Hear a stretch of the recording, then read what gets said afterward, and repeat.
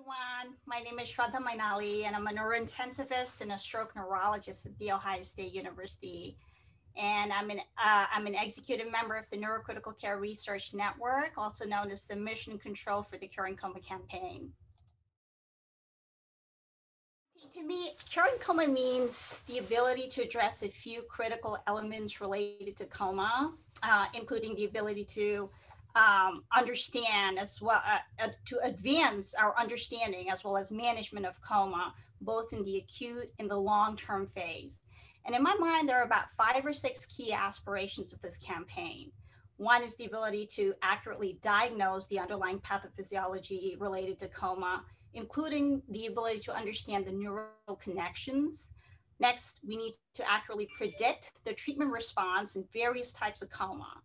And we need to have the ability to predict the recovery trajectory of various types of coma. And we also need to be able to collaborate at a global level to repurpose the existing tools, as well as to develop new tools to diagnose and treat coma.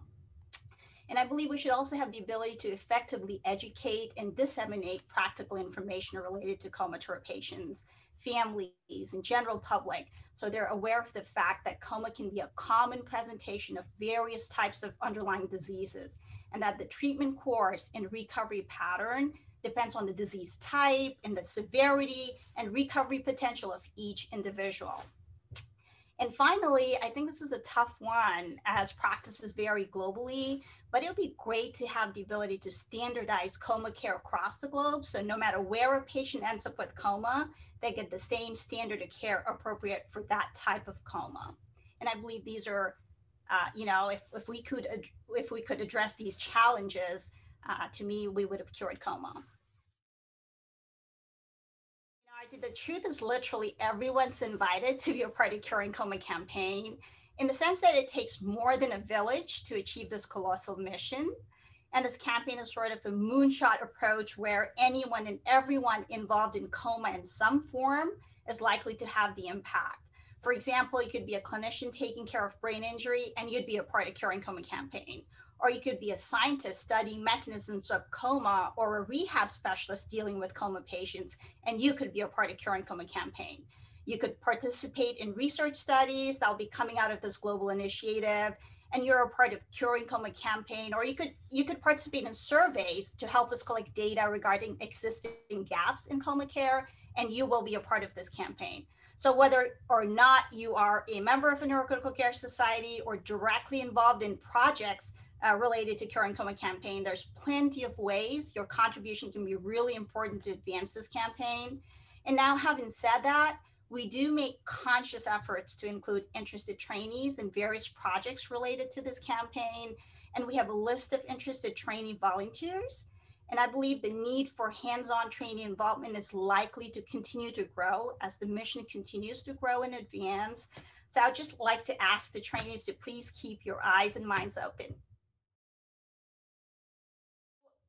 Some of the challenge that we currently encounter in terms of for patients, we really don't have all the necessary tools and a clear understanding of what patient is going to recover and what patient is not going to recover from the current state of unresponsiveness.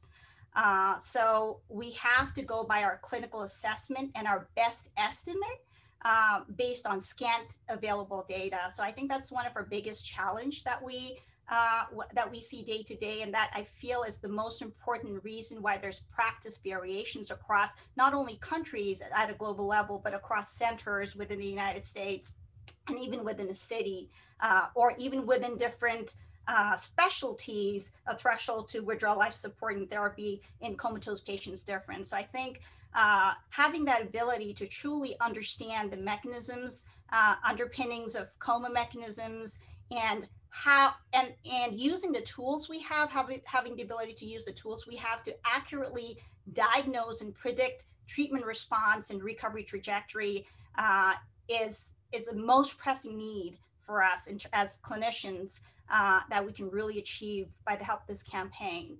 And in terms of families, I believe one of the biggest challenges I see as clinician is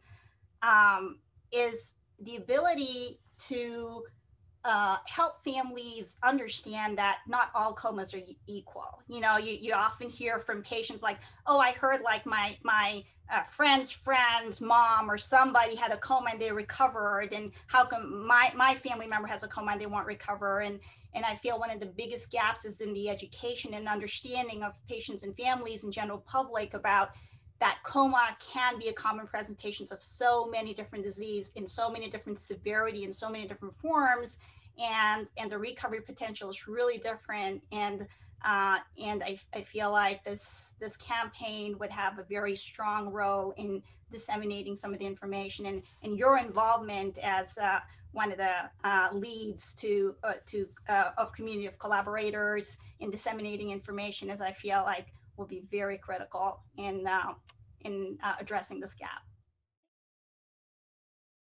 Really, in all honesty, I think various aspects of coma that I mentioned earlier have their own importance in advancing coma care, and it's really hard to pick one top pick.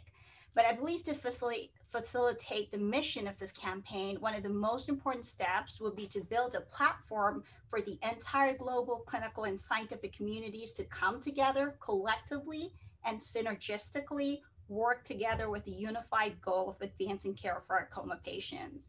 And of course, role of patients and families will be huge in guiding the steps in identifying and defining most critical and pressing issues related to coma care.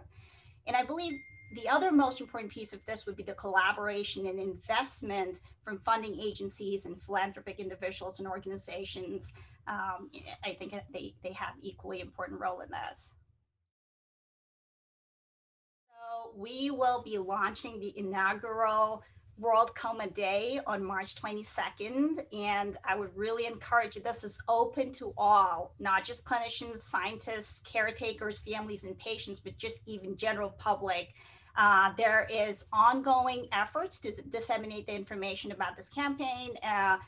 Some of you are right here today, but please feel free to share this with your patients and families. This is our first World Coma Day, and this is just the beginning. So we'll have many more to come every year, and the more you help disseminate this information, the more you all collaborate and come together.